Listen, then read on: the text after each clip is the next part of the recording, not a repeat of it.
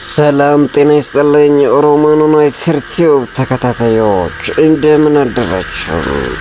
አራተኛ ቀኑን በያዘው የአፍሪካ ዋንጫ አስገራሚና አስደናቂ ውጤቶች እየተመዘገቡበት ቀጥለዋል። ማንቸስተር ዩናይትድ ተጫዋቾች በአፍሪካ ዋንጫው መድመቃቸውን ሲቀጥሉ ትላንትናም የብሪያን ምቤሞና የአማድ ዲያሎ ጨዋታቸውን በድል ጀምረዋል። ቀጣይ ሁለቱን ተጫዋቾች የሚያገናኘው ጨዋታ ይጠበቃል። ካሜሮን ትላንትና ከጋቦናቸው ጋር ያደረገውን የአፍሪካ ዋንጫ የምድብ የመጀመሪያ ጨዋታ 1-0 በሆነ ውጤት ሲያሸንፉ የካሜሮንን የማሸነፊያ ግብ ኤታን ኤዮንግ ከመረብ ሲያሳርፍ ብሪያን ምቤሞ ይህንን ጎል የሆነ ኳስ አመቻችቶ ማቀበል ችሏል። የሁለቱ ብሔራዊ ቡድን ተጠባቂ ጨዋታ 35200 ተመልካቾች ስታዲየም በተገኙበት ተደርጓል። በምድቡ ሁለተኛ ጨዋታ አማድ ዲያሎን ከብሪያን ምቤሞ የሚያገናኘው ጨዋታ ይጠበቃል። ካሜሮንን ከኮት ዲቫር፣ ጋቦንን ከሞዛምቢክ ጋር ይጫወታል።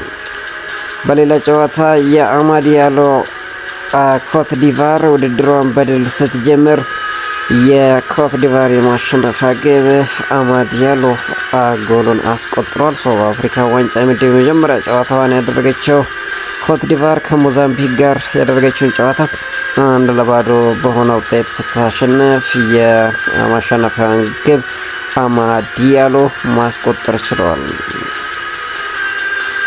የናሱር ማዝራዊው አገር ሞሮኮ ባለፈው ስታሸንፍ ናሱር ማዝራዊ ድንቅ ብቃቱን በማሳየት የአሽራፍ ሀኪሚን ቦታ በትክክል ሸፍኖ እንደተጫወተ ነግረናቸዋል።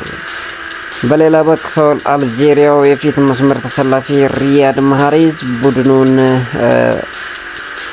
ያሸነፈበትን 2 ጎሎች ከመረብ ማሳረፍ ችሏል።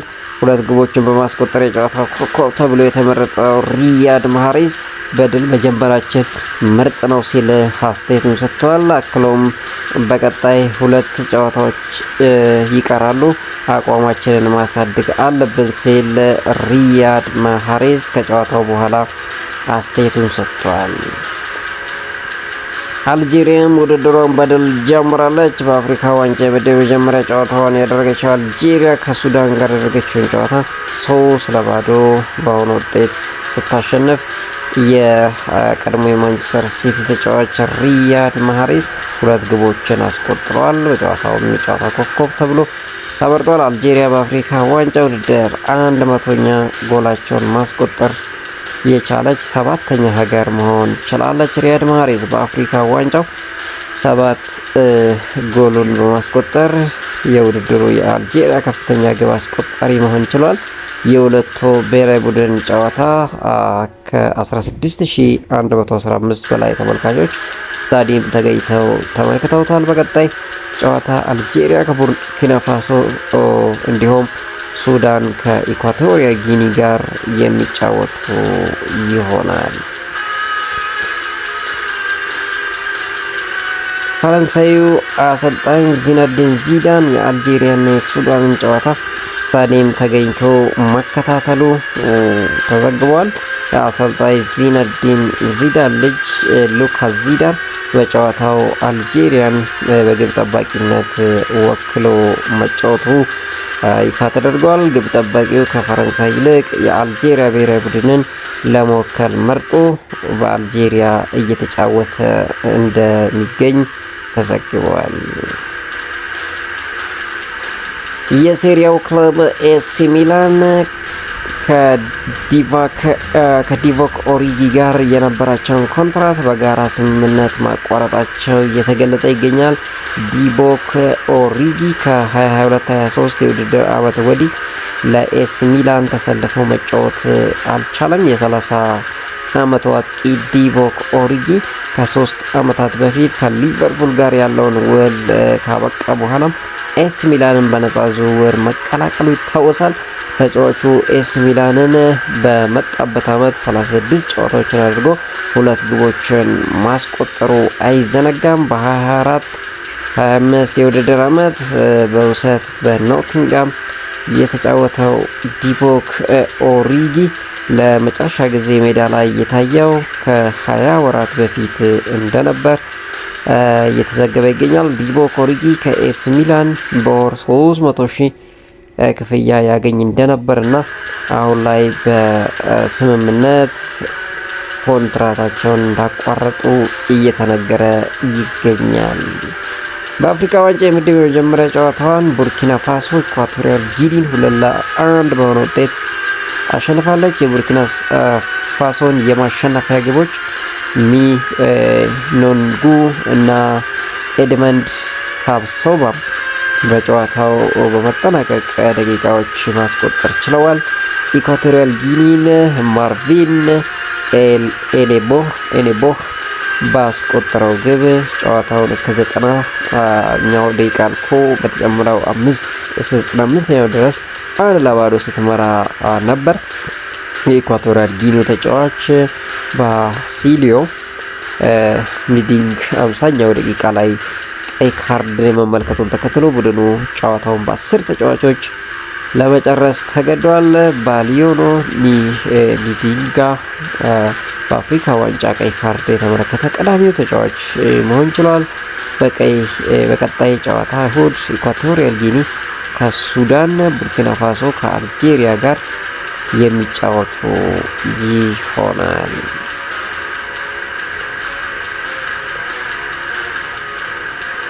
ፈርናንዴዝን መተካት የማይቻል ነው፣ ነገር ግን አዲስ ሀሳብ አለኝ ይላል ሩበን አሞሪም። የማንቸስተር ዩናይትድ አሰልጣኝ ሩበን አሞሪም ብሩኖ ፈርናንዴዝ እና ኮቢ ማይኖ ከኒውካስል ዩናይትድ ጨዋታ ውጪ መሆናቸውን አረጋግጠዋል። በተጨማሪም ሃሪ ማጓየር እንዲሁም ማቲያስ ዴሊት ከጨዋታ ውጪ መሆናቸውን አሰልጣኙ ተናግረዋል። አሰልጣኙ አክለውም ኮቢ ማይኖ ከብሩኖ ፈርናንዴዝ ቀድሞ ወደ ሜዳ ይመለሳል የሚል እምነት እንዳላቸው ሲገልጹ፣ ፈርናንዴዝ ለምን ያህል ጊዜ ይቆያል ብዬ መጠየቅ አልፈልግም ያሉት ሩበን አሞሪም ሀሳብ አለኝ እናያለን ሲሉ እቅድ እንዳላቸው ጠቁመዋል። ፈርናንዴዝን መተካት የማይቻል ነው ያሉት አሰልጣኙ፣ ነገር ግን ሌሎች ተጫዋቾችም እድል ያገኛሉ፣ ለተጫዋቾቹ ይህንን ብያቸዋለሁ፣ በአንድ ተጫዋች ላይ መመርኮዝ አንችልም ሲሉ አሰልጣኝ ሩበን አሞሪም ተናግረዋል። የተወሰኑ ጉዳቶች አሉብን፣ ነገር ግን በዚሁ ቡድን እተማመናለሁ፣ በተጫዋቾቼ ሙሉ እምነት አለኝ ሲሉ ሩበን አሞሪም ከኒውካስሉ ዩናይትድ ጨዋታ በፊት ሀሳባቸውን ተናግረዋል።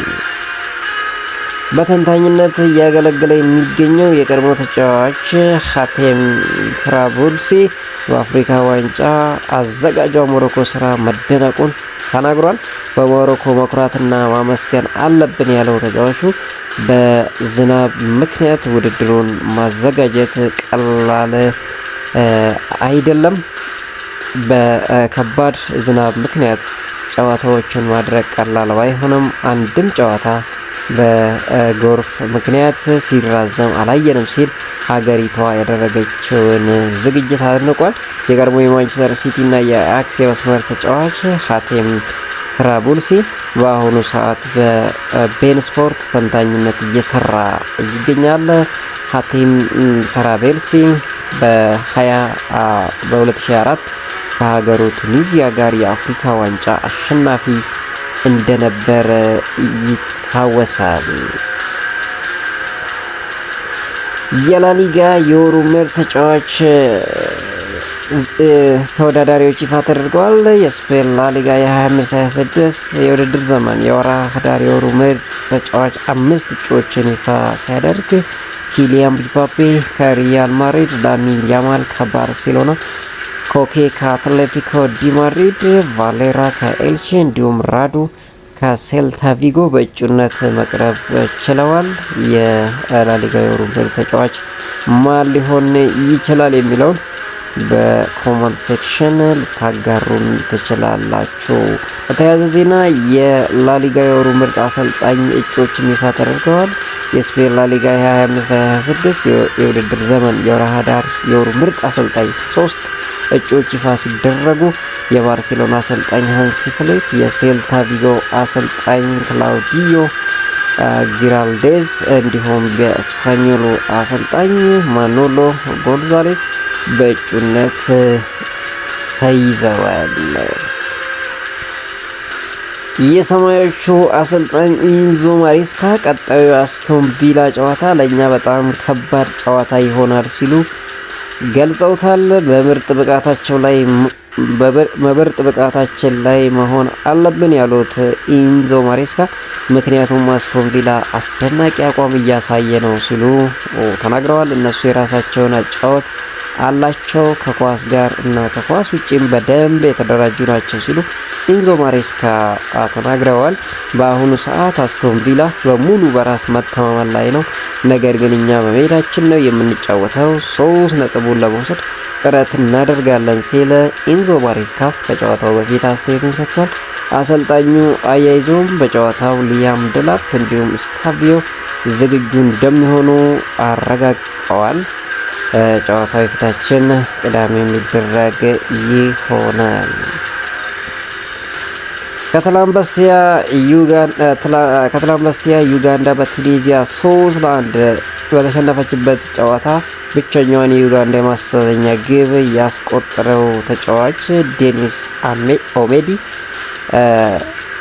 አዲስ ነገር ተወርቷል ስለሱ። ዴኒስ ኦሜዲ የትርፍ ጊዜ እግር ኳስ ተጫዋች እንደነበር ሲገለጽ ትምህርቱን ተከታትሎ በነርሲንግ ዲፕሎማም እንዳገኘ ተዘግበዋል። በኋላም ተጫዋቹ የህይወት መንገዱ ተቀይሮ የእስር ቤት ጥበቃ ሰራተኛ በመሆን እያገለገለ እንደነበር ተገልጿል። የ31 ዓመቱ ዴኒስ ኦሜዲ ከ6 ዓመታት በኋላ ግን ሀገሩን በአፍሪካ ዋንጫ ውድድር መወከል እንደቻለና ተጫዋቹም በመጀመሪያ የአፍሪካ ዋንጫ ተሳትፈው ለሀገሩ ዩጋንዳ ጎል ማስቆጠር እንደቻለ ተዘግቧል። የአልጄሪያ ብሔራዊ ቡድን ተጫዋች ሪያድ ማህሬዝ ቡድናቸው ከሞሮኮ ጥሩ አቀባበል እንደተደረገለት ከትላንቱ ጨዋታ በፊት አስተያየቱን ሰጥቷል። ሞሮኮያን ጥሩ አቀባበል አድርገውልናል ያለው ሪያድ ማህሬዝ በጎረቤት ሀገር በመሆናቸው በጣም ደስተኞች ነን ሲል ተናግሯል። ከአልጄሪያ አባትና ከሞሮካዊት እናት እንደተገኘ የገለጸው ማህሬዝ ይሄ ውድድሩን ለእኔ የተለየ ያደርገዋል ሲል ተናግሯል። ከአልጄሪያ ብሔራዊ ቡድን ጋር ታሪክ መጻፍ ለመጀመር ዛሬ ትክክለኛው ቀን ነው ብሎ ከጨዋታው በፊት አስተያየቱን ሰጥቶ ነበር። እንዳለውም ሀገሩን 2 ጎሎች በማስቆጠር የመጀመሪያ የጨዋታው ኮከብ በመባል መመረጥ ችሏል። የሪያል ማድሪዱ ተጫዋች ኤድዋርዶ ካማቪንጋ የአንጎላ ደጋፊ ነኝ ሲል አስተያየቱን ሰጥቷል። ፈረንሳዊ የሪያል ማድሪድ አማካይ ኤድዋርዶ ካማቪንጋ በአፍሪካ ዋንጫ የአንጎላ ብሔራዊ ቡድን ደጋፊ መሆኑን ተናግሯል። በአፍሪካ ዋንጫ ከአንጎላ ጎን ነኝ ያለው ኤድዋርዶ ካማቪንጋ ያለፈውን ውድድር ተከታትያለሁ፣ ጥሩ ተጫውተን ነበር ሲል ገልጿል። አክሎም አንጎላ በዚህ ዓመት ጥሩ እድል አላት ሲል ያለውን እምነት ኤድዋርዶ ካማቪንጋ ተናግሯል። ኤድዋርዶ ካማቪንጋ ከዲሞክራቲክ ኮንጓውያን ቤተሰቦቹ አንጎላ የስደተኞች ማቆያ ጣቢያ ውስጥ ነበር የተወለደው። ተጫዋቹ ከቤተሰቦቹ ጋር ወደ ፈረንሳይ በማምራት በፈረንሳይ ያደገ ሲሆን እግር ኳስ ሕይወቱንም በፈረንሳይ እንደጀመረ አስታውሷል። የሱዳን ተጫዋቾች በውድድሩ ላይ ሳተፉ እንደሚችሉ እየተዘገበ ይገኛል። የሱዳን ብሔራዊ ቡድን ተጫዋቾች ለረጅም ጊዜ ያልተከፈላቸው የአበል እና የጉርሻ ክፍያ እንዲሰጣቸው መጠየቃቸው ተገልጿል። ተጫዋቾቹ ያቀረቡት የፋይናንስ ጥያቄ ከመክፈቻ ጨዋታው በፊት ምላሽ ካላገኘ በአፍሪካ ዋንጫው እንደማይካፈሉ ማብራራታቸው ተነግሯል። ከዚህ በፊት በነበረው ውድድር ተመሳሳይ ጥያቄ ተነስቶ አንድ የሀገሪቱ የእግር ኳስ ፌዴሬሽን ኃላፊ ጣልቃ በመግባት ተማጽነው እንዲጫወቱ እንዳደረጉ ተገልጿል። ኃላፊው በወቅቱ የተጫዋቾቹ የገንዘብ ጥያቄ ከአፍሪካ ዋንጫ ውድድር በፊት ምላሽ እንደሚያገኝ ቃል ገብተው እንደነበር ተዘግቧል። አሁን ላይ ውድድሩ ቢጀመርም ተጫዋቾቹ ቃል የተገባላቸው ባለመፈጸሙ ቡድኑን ተቃውሞ በድጋሚ መቀስቀሱ ተሰምቷል። በምድብ 5 የተደለደለችው ሱዳን ብሔራዊ ቡድን የመክፈቻ ጨዋታዋን ትላንት ከአልጄሪያ ጋር ማድረጓ ታውሳል። በጨዋታውም ተሸንፋለች። ምናልባት ይህ ቅሬታ በጨዋታው ላይ ደካማ እንቅስቃሴ እንድታደርግ አድርጓት ይሆናል ተብሎ ይገመታል። በመለያ ምት አሸንፈው ወደ ሩብ ፍጻሜ የተቀላቀለው አርሰናል ብዙ ግብ ማስቆጠር እንችል ነበር ሲል አሰልጣኝ ማይክል አርቴታ ተናግሯል። በአርሰናሎች እድለኛ አልነበሩ ያለው ደግሞ የክሪስታል ፓላሱ አሰልጣኝ ኦሊቨር ግላስነር ነው። የመድፈኞቹ አሰልጣኝ ማይክል አርቴታ በሁለት ተከታታይ ዓመታት ግማሽ ፍጻሜው መድረሳቸው እንዳስደሰታቸው ተናግረዋል። በጨዋታው ብዙ የግብ ዕድሎችን ፈጥረናል ያሉት አርቴታ ተጨማሪ ግቦች ማስቆጠር እንችል ነበር ሲሉ አስተያየታቸውን ተናግረዋል። ግማሽ ፍጻሜ በመድረሳችን በጣም ደስተኛ ነን ሲሉ አሰልጣኝ ጨምረው ተናግረዋል። ለነበረው የስታዲየም ድባብ ደጋፊውን ያመሰገኑት አርቴታ ለሁላችንም መልካም በዓል ይሁንላችሁ፣ መልካም አዲስ ዓመት ሲሉ ምኞታቸውን ገልጸዋል። በሌላ በኩል የክሪስታል ፓላስ አሰልጣኝ ኦሊቨር ግላስነር በበኩላቸው ግብ ጠባቂው ቤኒቴዝ ጨዋታው ላይ እንዲቆይ አድርጎናል ሲሉ አወድሰውታል። አክለውም በመለያ ምት ወቅት ግን አርሰናል እድለኛ ነበሩ ሲል ኦሊቨር ግላስነር ተናግረዋል። በሌላ በኩል ለፍጻሜ መድረስ እንፈልጋለን ያለው ዊሊያም ሳሊባ ነው። የመድፈኞቹ ተከላካይ ዊሊያም ሳሊባ ቡድናቸው ለግማሽ ፍጻሜ በመድረሱ መደሰቱንና ለፍጻሜ መድረስ እንደሚፈልግ ከጨዋታው በኋላ አስተያየቱን ሰጥቷል። ቡድኑ ካለፈው ዓመት መማር አለበት ሲል ያሳሰበው ሳሊባ ምክንያቱም አምና በግማሽ ፍጻሜው ሁለቱንም ተሸንፈን ነበር ሲል ተናግሯል። ስለዚህ በዚህ ዓመት ሁለቱንም ጨዋታዎች ማሸነፍ እንፈልጋለን፣ ለፍጻሜ መድረስ እንፈልጋለን ሲል ዊሊያም ሳሊባ ተናግሯል። ዊሊያም ሳሊባ ከረጅም ከጉዳት በኋላ ለክለቡ ግልጋሎት መስጠት ጀምሯል። ቡድኑን ለድል ያበቃቸውን የመለያ ምትም ያዳነው ግብ ጠባቂው ኬፓ በበኩሉ በመጨረሻ ደቂቃ ግብ አስተናግደናል፣ መሻሻል አለብን በማለት አስተያየቱን ሰጥቷል። መድፈኞቹ በግማሽ ፍጻሜው የለንደን ደርቢን እንደሚያደርጉ ይጠበቃል ከቼልሲ ጋር። በዚህ ጨዋታ የሚያሸንፉ ከሆነ ከኒውካስል እና ማንቸስተር ሲቲ አሸናፊ አንዱን የሚያገኙ ይሆናል። ብዙ ሲባልለት የቆየው አንቷን ሴሜኞ ማንቸስተር ሲቲን መቀላቀል እንደሚፈልግ ምርጫውን እንዳሳወቀ እየተዘገበ ይገኛል። የበርነማውዝ የፊት መስመር ተሰላፊ አንቷን ሴሜኞ በጥር የማንቸስተር ሲቲን መቀላቀል እንደሚመርጥ ተገልጿል። እስካሁን ይፋዊ ስምምነት ባይኖርም ተጫዋቹ ምርጫ የማንቸስተር ሲቲ መሆኑን ዘ አትሌቲክ እያስነበበ ይገኛል። ተጫዋቹ ዋንጫ ለማሸነፍ ያለው ትልቅ ምኞት የፔፕ ጋርዲዮላውን የማንቸስተር ሲቲን እንደሚመርጥ እንዳደረገው ተናግሯል። ለተጫዋቹ ፍላጎት አሳይቶ የነበረው ቼልሲ ከዝውውሩ መውጣታቸው ተገልጿል። ማንቸስተር ዩናይትድ ተጫዋቹን ለማስፈረም ከፍተኛ ጥረት ቢያደርጉም በጥር ማስፈረም አስቸጋሪ የሆነባቸው እንደነበር ተዘግቧል። ቀዮቹ ሰይጣኖች ተጫዋቹን ለክንፍ ተመላላሽ ቦታ አስበውት እንዳልነበር ተጠቁሟል። ሆኖም ተጫዋቹ ማንቸስተር ሲቲን መምረጥ ችለዋል። የዲሞክራቲክ ኮንጎ ተጫዋች ሳሙኤል ማቶሳሚ ቡድኑ ቤኒንን እየመራ በነበረበት ወቅት ተጎድቻለሁ ብሎ በማስመሰል ደቂቃ ለማባከን ሞክሮ ነበር። ተጫዋቹ ደቂቃ ለማባከን ሲወድቅ የጨዋታው ዳኛ የእርዳታ መስጫ መሳሪያ መጥቶለት በሸክም እንዲወጣ ጥሪ አቀረቡ። ይሁን እንጂ ተጫዋቹ በእርዳታ መስጫው መሸከም ከወጣ በኋላ በፍጥነት ዘሎ ወርዶ እየሮጠ ወደ ሜዳ ገብቷል።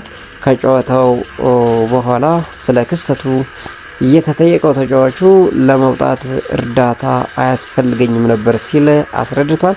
ነገር ግን ዳኛው በመሳሪያው ተሸክመውህ ካልወጡ ካርድ አሳይሃለሁ ሲለኝ ቢጫ ስላለብኝ መሳሪያው ላይ ወጥቼ ለመተኛት ሁለቴ አላሰብኩም ሲል አስገራሚ ክስተቱ ተናግሯል።